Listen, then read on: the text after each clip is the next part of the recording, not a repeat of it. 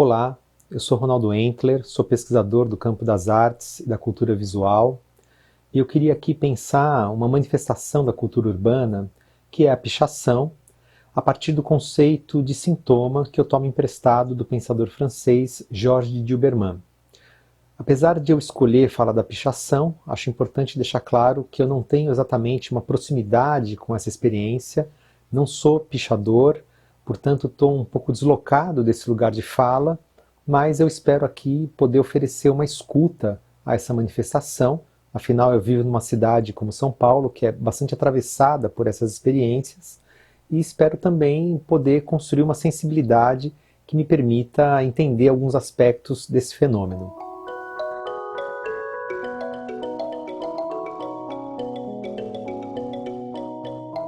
Antes de entrar propriamente na discussão sobre a pichação, queria me deter um pouco sobre a noção de sintoma. Como eu disse, é um conceito trazido pelo filósofo francês Georges Duberman.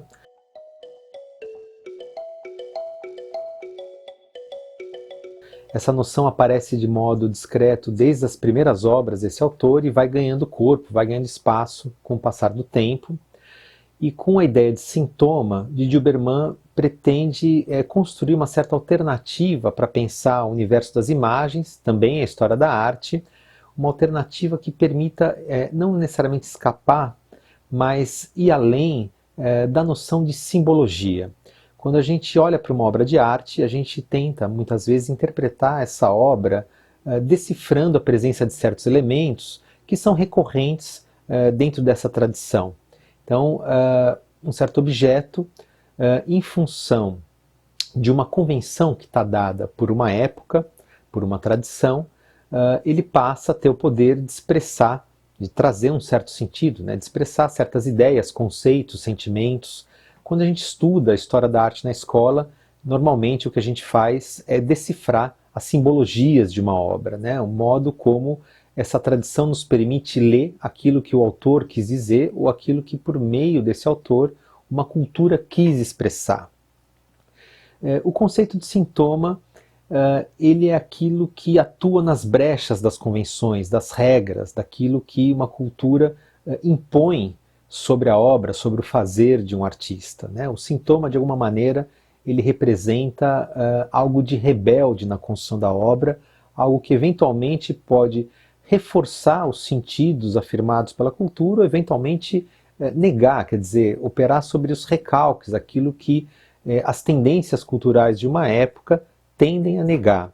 Portanto, o sintoma, ele às vezes opera um pouco na contramão dessa simbologia, ou pelo menos atua nas brechas dessa construção simbólica. O símbolo e o sintoma podem perfeitamente conviver numa obra, mas fato é que a atenção dos historiadores da arte de uma certa tradição recaem essencialmente sobre essas construções simbólicas. O sintoma às vezes tem a ver com acaso, aquilo que passa absolutamente despercebido pelo próprio autor. Quer dizer, o sintoma nunca é um projeto, nunca é um plano, nunca é uma intenção de dizer alguma coisa. E o sintoma também ele opera por fora das convenções que uma certa época determina.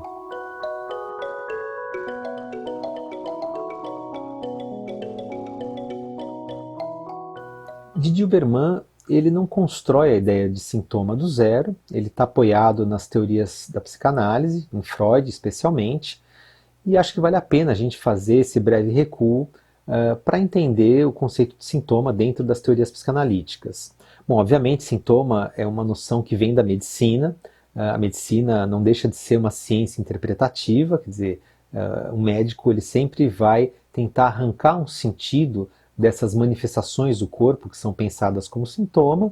E, obviamente, Freud tem uma formação em medicina, ele vai transpor essa noção para a psicanálise, mas com uma outra complexidade que vale a pena a gente entender. A gente vive um processo civilizatório que impõe uma série de regras, regras de convivência, quer dizer, viver em sociedade, conviver com o outro exige que a gente estabeleça limites, que a gente estabeleça obrigações, deveres, e em contrapartida a gente continua sendo um corpo, uma psique repleta de desejos, desejos que às vezes empurram a gente em direções que não são socialmente bem aceitas. Então a gente vive um conflito entre as pulsões, os desejos do meu corpo e esses limites que o processo civilizatório impõe. Aliás, o que a gente chama de cultura pode ser pensado como um universo de acordos constituídos que estabelecem sentidos para as coisas, mas também estabelecem limites com relação àquilo que eu posso ou não fazer na minha vida social. Bom, se eu sou uma pessoa bem educada, que conheço bem essas regras de convívio, isso significa que eu sou capaz de anular os meus desejos? De maneira alguma. Os meus desejos continuam fazendo o seu trabalho, eles vão buscar formas alternativas de expressão, e quando esse desejo se expressa, a gente tem justamente aquilo que a gente chama de sintoma. Conforme as teorias freudianas, o sintoma ele tem um duplo aspecto. Se por um lado ele é produto desse recalque, das limitações que a minha vida social impõe, ele é, em contrapartida, a realização possível do meu desejo. Quer dizer, por caminhos alternativos, que não são aqueles mais imediatos, que seriam os mais naturais, os mais fluidos, o meu desejo vai buscar uma via de satisfação. E esse modo de satisfação continua implicando em certas violências, em coisas, em soluções que são problemáticas do ponto de vista das regras sociais. Então existe aí uma espécie de contraponto entre a ideia de sintoma e a ideia de convenção. Uma coisa não existe sem a outra, obviamente o sintoma ele é um resultado dos recalques produzidos por essas convenções, por essas regras que regem as convivências dentro de uma sociedade. Se por um lado o sintoma ele é bastante rebelde, ele não se contém em função desses recalques, ele vai buscar caminhos que são sempre singulares, mas são caminhos que, uma vez estabelecidos, eles produzem recorrência. Justamente por isso que é possível o processo da psicanálise, o processo clínico, quer dizer, a partir dessas manifestações, que podem ser manifestações sutis, por exemplo, um ato falho, uma palavra trocada, um pequeno engano, mas também as narrativas improváveis que se constroem nos sonhos, enfim, tudo isso é matéria para a leitura que um psicanalista faz. Tudo isso, a gente pode dizer, é sintoma, são formas de expressão desses desejos recalcados. Uma vez que esses caminhos são singulares, apesar das suas repetições, o sintoma ele só pode ser lido a posteriori, ou seja, aquilo que a psicanálise chama de après-coup. Quer dizer, você não consegue, a partir de uma certa causa, prever esse efeito chamado sintoma, mas a partir da manifestação do sintoma, você consegue produzir uma espécie de arqueologia para tentar encontrar qual é o problema inicial, qual é esse recalque, ou qual é eventualmente esse trauma que desencadeia esse processo sintomático.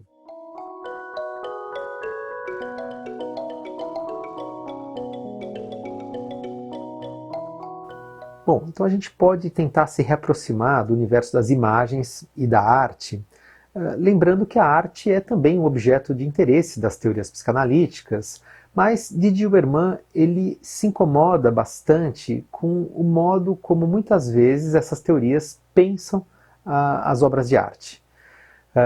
Pensam as obras de arte como sublimação. Vamos entender o que é sublimação. Bom, se os meus desejos eles são problemáticos do ponto de vista das regras de conduta, das regras de convívio social, eu posso, no entanto, expressá-lo como representação.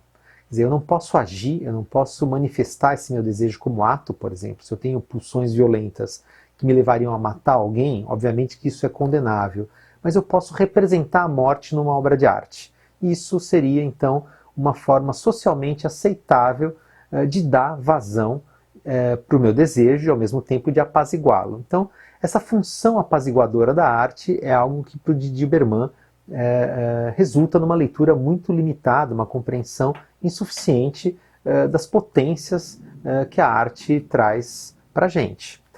Para o Didier Huberman é fundamental considerar que a obra de arte preserva um certo caráter violento que é próprio do sintoma. Quer dizer, a própria arte tem um aspecto sintomático. Quer dizer, ela é expressão desse conflito, ela não é resolução desse conflito.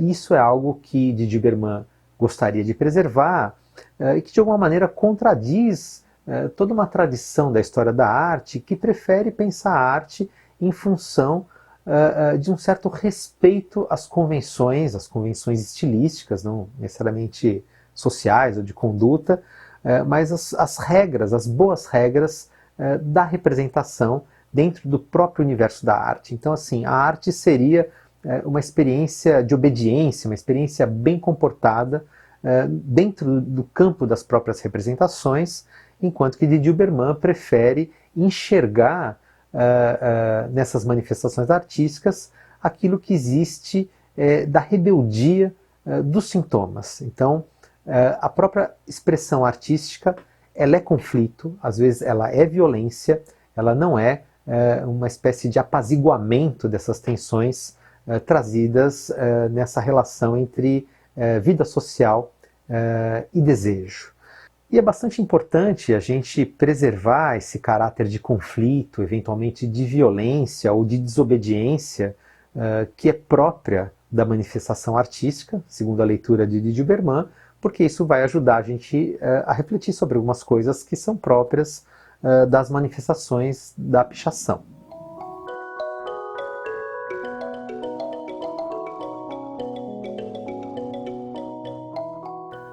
Ao longo de sua vasta produção teórica, Didi Berman não deixa de trazer para a gente todo um universo de exemplos, aliás, são mais do que exemplos, às vezes são os casos que o levam a intuir a ideia do sintoma na arte, mas enfim, ele traz para a gente muitas leituras a respeito do que seriam essas experiências sintomáticas no campo das artes e da produção de imagens num sentido mais amplo.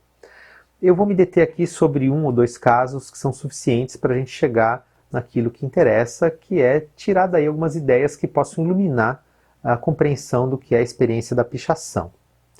Didi Berman é um grande especialista, um grande estudioso da tradição iconográfica cristã medieval, e ele tira daí um exemplo bastante interessante e relativamente simples do que ele vai chamar de sintoma.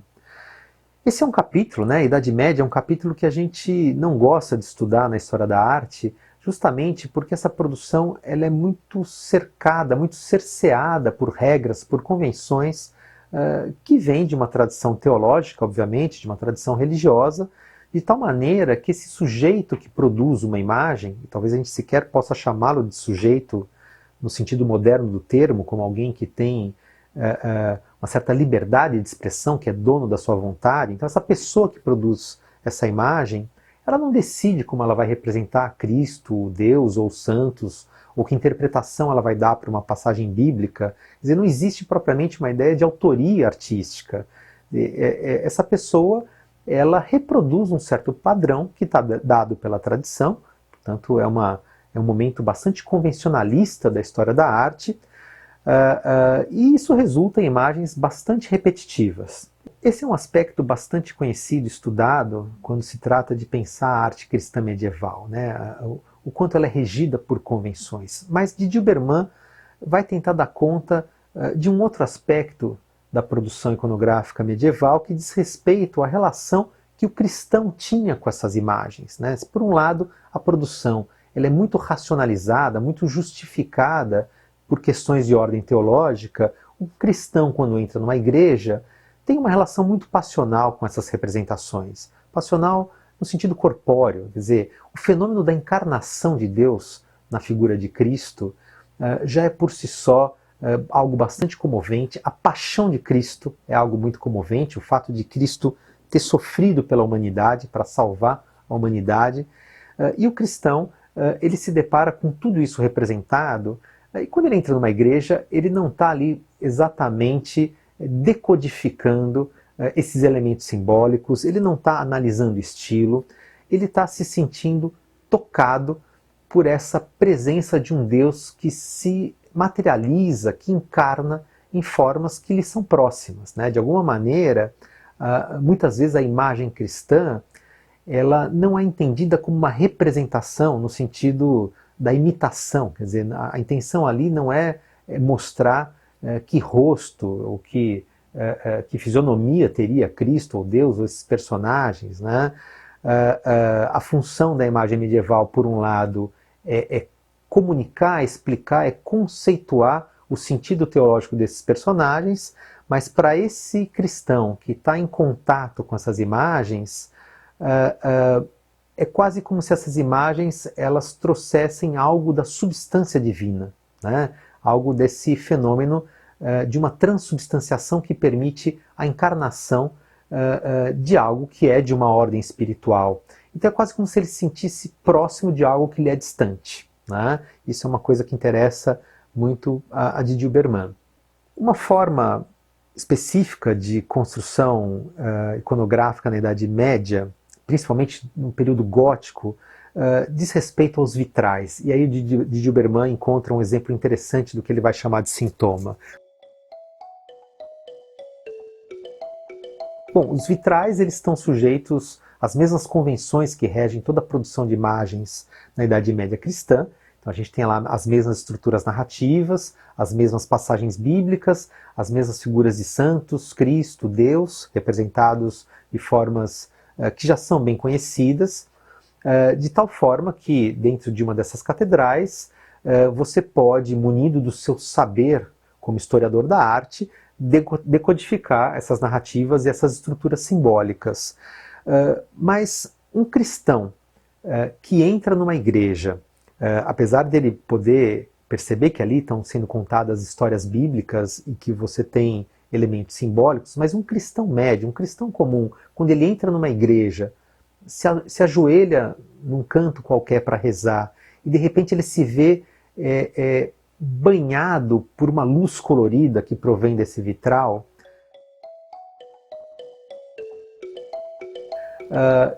ele não entende exatamente aquilo como uma representação de Deus. Quer dizer, essa luz que se projeta sobre o corpo dele, ela quase que contém essa substância divina, é quase como se fosse esse Deus se materializando, tocando o corpo dele. Então ele tem a sensação de presença de uma existência que é absolutamente distante, né?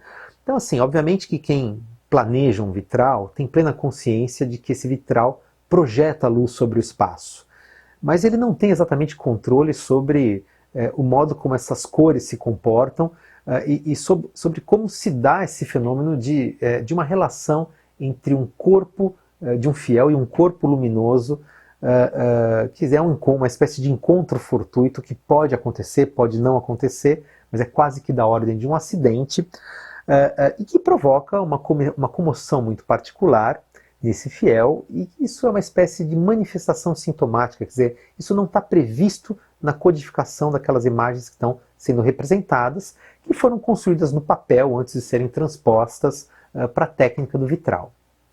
Então, existe aí uma espécie de contraponto entre todas as regras de construção da imagem propriamente dita e esse efeito de luz que é acidental, um encontro fortuito entre o corpo luminoso e o corpo de um fiel que está ali ajoelhado na sua oração, se sentindo tocado pela substância divina. Isso seria um exemplo de sintoma na tradição artística. Um outro exemplo muito diferente que ele dá dessa experiência do sintoma aparece em obras mais recentes, principalmente um livro chamado Imagens Apesar de Tudo, e um pequeno livro, um texto chamado Cascas. Nessas duas obras, Didi Uberman apresenta, discute um conjunto de 4 imagens que foram produzidas dentro do campo de concentração de Auschwitz. Essas imagens foram feitas em 1944 por um membro daquilo que era chamado de Sonderkommando, que eram prisioneiros judeus que eram requisitados para prestar serviços, para trabalhar para o próprio campo de extermínio, nas diversas rotinas, inclusive aquelas que conduziam os prisioneiros à morte. E um dos membros do Sonderkommando, de forma totalmente clandestina, obviamente, ele consegue fazer 4 registros que mostram, inclusive, os judeus numa fila indo em direção à sua morte, enfim, na câmara de gás. Eu penso particularmente numa das imagens que ele discute no livro Cascas. Ela é uma imagem bastante problemática, que tem a ver com a situação como a imagem foi produzida.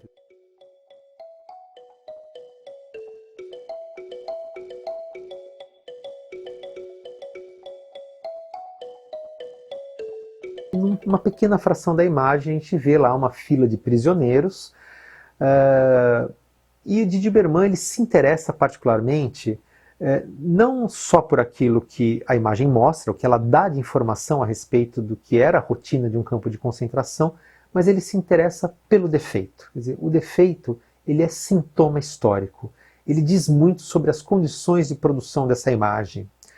E quando ele vai visitar o museu de Auschwitz, que é o campo de concentração hoje deu lugar a um museu, que está a serviço da memória do que foi o Holocausto, quando ele vai visitar esse museu, ele fica bastante indignado porque essas fotografias sofreram um tratamento para serem exibidas, e principalmente essa imagem, foi feito dela um pequeno recorte que mostra a parte mais legível.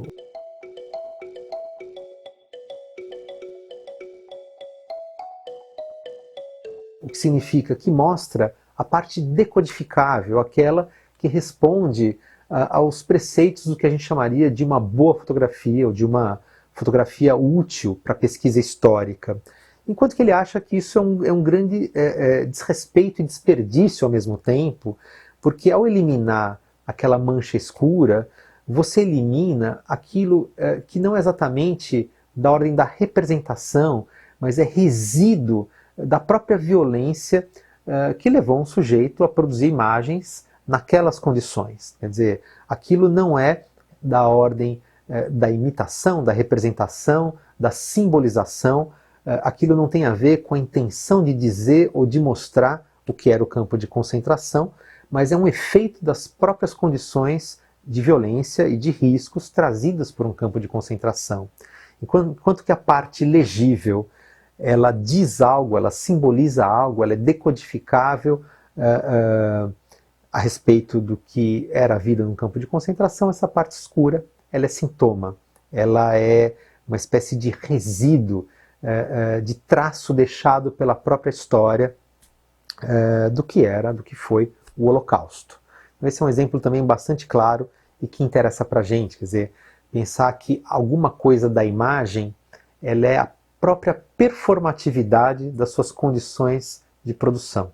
Quer dizer, o que talvez o sujeito ali quisesse seria fazer uma fotografia que fosse bastante clara, ilustrativa, que pudesse denunciar o que acontecia lá dentro.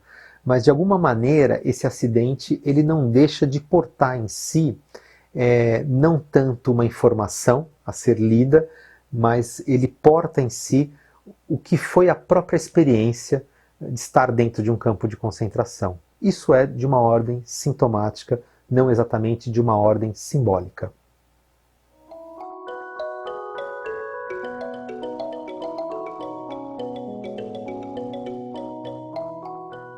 A gente pode agora tentar aplicar esse conceito de sintoma à pichação, que era a minha proposta inicial, mas antes vale a pena colocar duas perguntas. Será que a pichação é uma forma de comunicação? E será que a pichação é uma forma de arte? Bom, eu não tenho dúvida de que pichação é comunicação, porque existe um pensamento sendo expresso, uma ideia que se constrói através de um texto que pode estar inscrito na cidade, e mesmo que seja só uma assinatura, existe ali o desejo de comunicar, de demarcar uma presença. Portanto, é sim comunicação. Com relação a ser ou não ser uma forma de arte, eu acho que isso merece ser discutido com um pouco mais de cuidado. Principalmente se a gente associa essa pergunta à possibilidade de inserir a pichação num circuito institucional da arte, que é a galeria, o museu, e eu acho que a pichação não precisa desses espaços para se legitimar como experiência cultural. Ela tem na rua o seu espaço mais natural, mais fluido, e essa inserção, apesar de ser possível e de já ter sido feita muitas vezes, ela não é uma condição para que a pichação produza sentido. Agora, claro, a pichação ela é uma forma de expressão estética, seja por meio da elaboração de uma tipografia, seja por meio de uma construção poética do texto que se inscreve na paisagem urbana e pelo próprio diálogo que ela produz no entorno, sem dúvida que existe aí uma elaboração estética.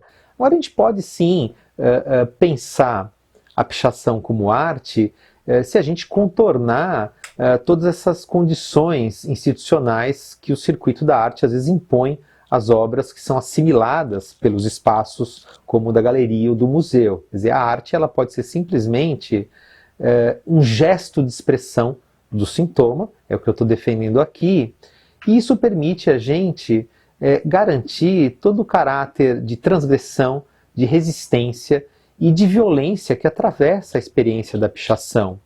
E quando eu falo em violência, eu não me refiro a algo que seja moralmente condenável, eu me refiro a algo que é da natureza humana, da natureza da vida em sociedade e da natureza de uma convivência dentro de um espaço que é repleto de regras com as quais a pichação vai estabelecer um embate. Quer dizer, o que eu estou chamando de violência é o fato de que a pichação ela é produto de um universo de exclusões que são dadas ao longo da história. Vamos desenvolver isso um pouquinho melhor já já. E ela só existe a partir de certas transgressões, de limites que são colocados pelos espaços privados ou públicos, que é o desafio que os pichadores assumem, e eu acho que isso constitui uma espécie de identidade da pichação, sem a qual ela se dissolveria, né? Então, não é possível a gente assimilar ou propor uma redução dessa força pulsional sintomática da pichação às exigências dos espaços institucionais da arte. Então, é preciso ter um pouco de cuidado quando a gente quer estabelecer essa relação entre pichação e arte. Sem dúvida que a pichação tem um aspecto codificado, portanto decodificável, legível.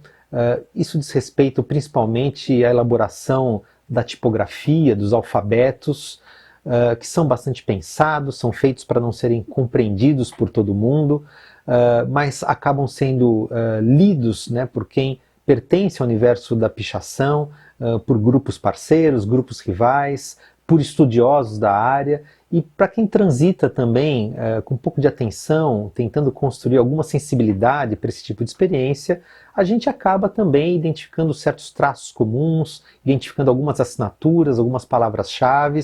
Então, de alguma maneira, essa tipografia ela é feita para esconder alguma coisa, mas esse código pode ser assimilado e essas informações elas podem ser decodificadas mesmo por pessoas que não pertencem aos grupos de pichadores.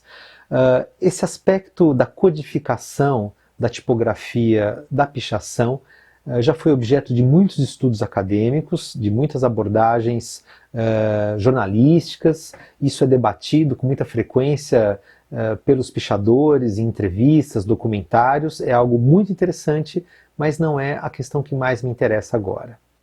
O que me interessa diz respeito a uma performance corporal do pichador na relação com a cidade, com os espaços onde ele faz a sua inscrição, que é um espaço que pode ser público, pode ser privado, mas é certamente um espaço que lhe é fechado, que não lhe pertence. E, portanto, existe algo de invasivo, algo de violento, algo de arriscado.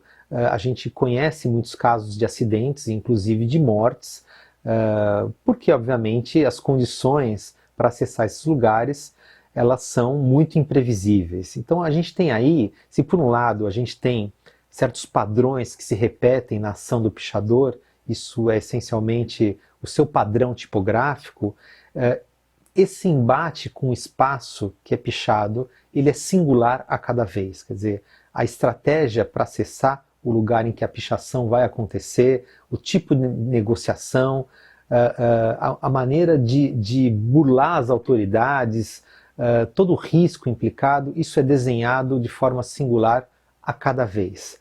A gente pode imaginar que pode haver repetições, quer dizer, como é comum a todo sintoma, essa singularidade ela acaba também definindo padrões. Então, assim, o tipo de ação, o tipo de presença corporal, como é que se escala um prédio, se se sobe por dentro, por fora. A gente pode até dizer que isso talvez componha estilos em termos de acesso aos espaços que são próprios de um grupo ou de outro, mas isso é um aspecto menos legível da experiência da pichação. E eu acho que justamente aí está essa condição que a gente pode chamar de sintomática.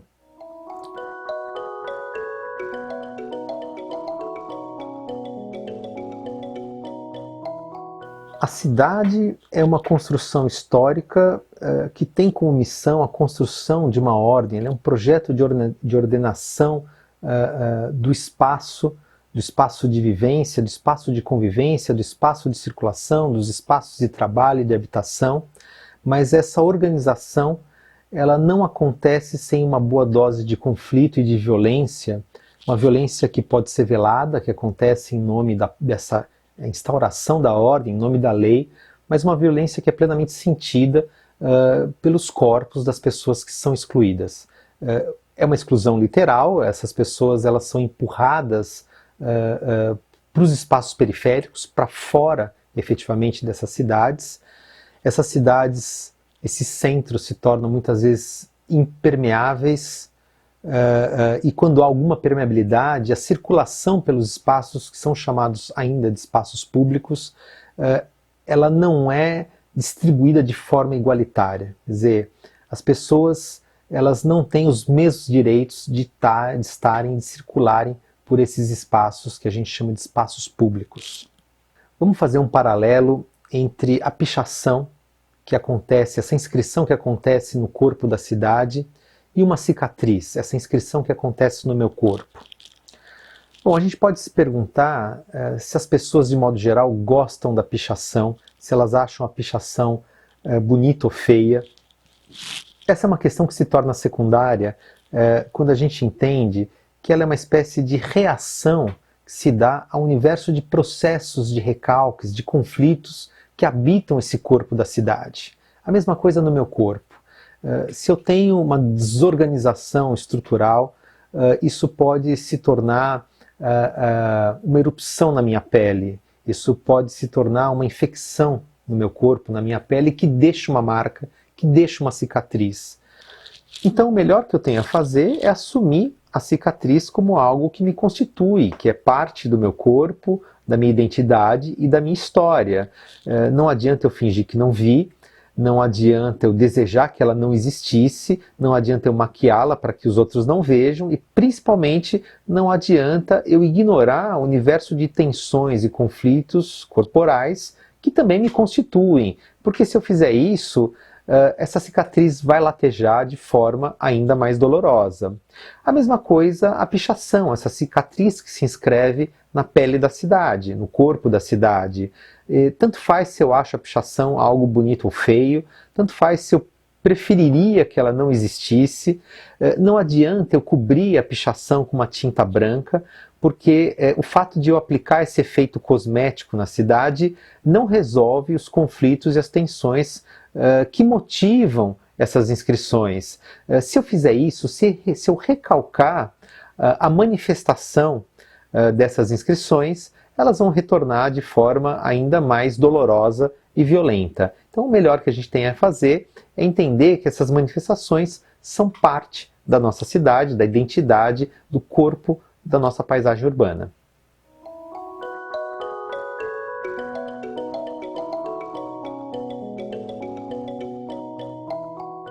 Eu queria pensar um caso concreto de pichação que aconteceu em 2018 no pátio do colégio, bem no centro da cidade de São Paulo, uma inscrição que ocupava toda a fachada desse edifício, que é um edifício histórico, e que dizia: "Olhai por nós".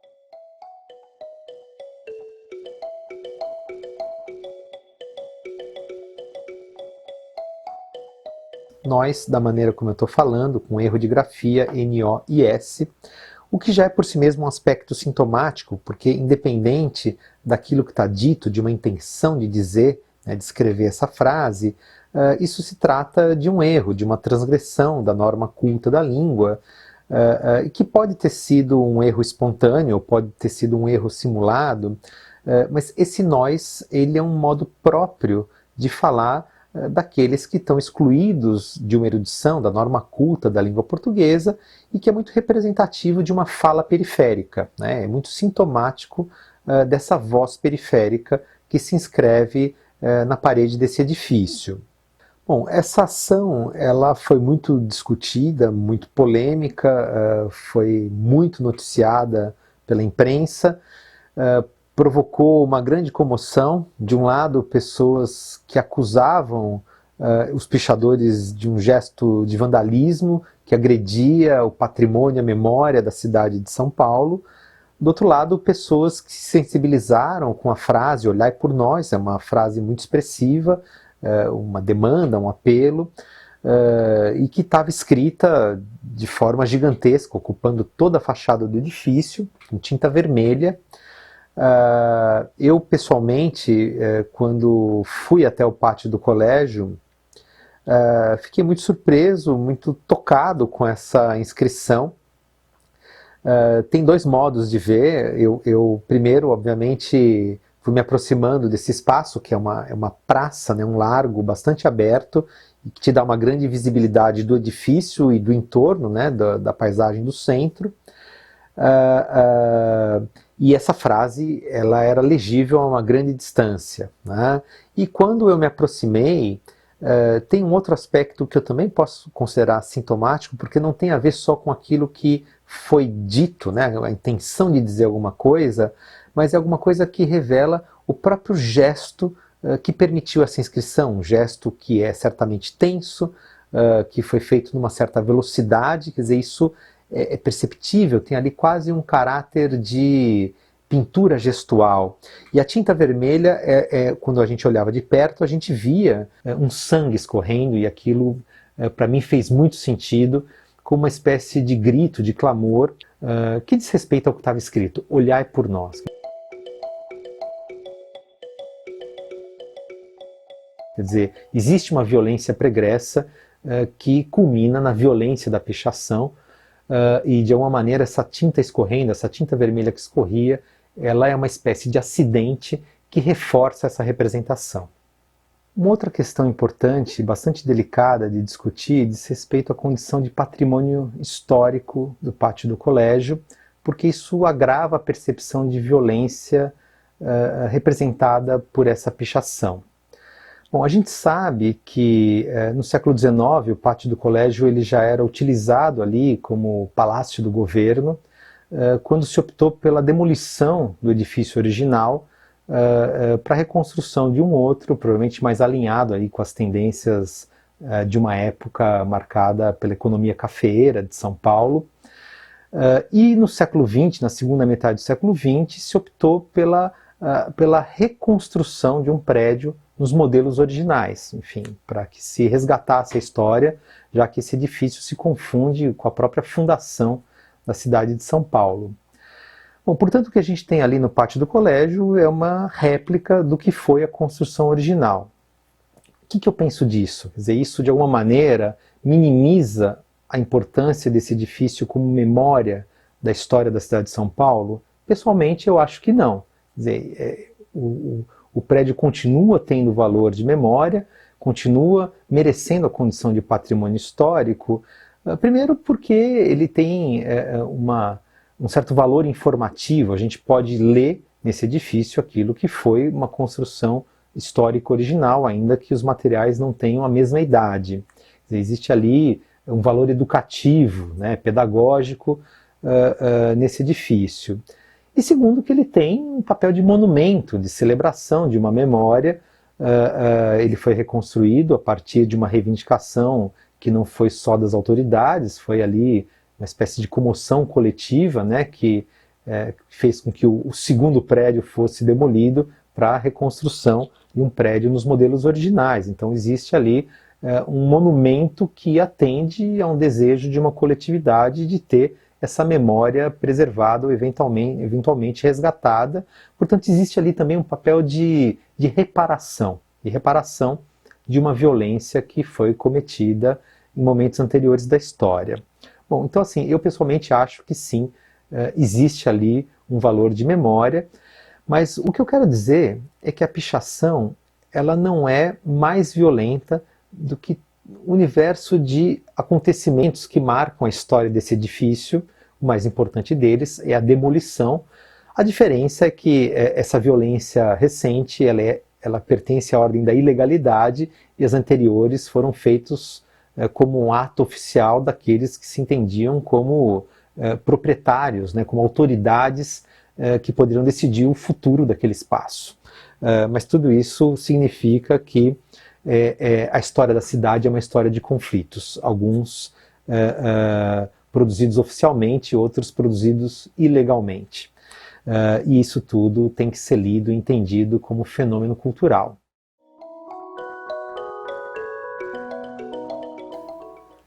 Bom, essa discussão ela não teria fim, mas a gente precisa encerrar essa conversa de alguma maneira. E eu queria aqui deixar um convite, né, com essa relação entre a pichação e a ideia de sintoma, um convite para que a gente pense a pichação não simplesmente como um discurso que tem a cidade como suporte, um discurso com o qual a gente pode concordar ou do qual a gente pode discordar, não é essa a minha questão central.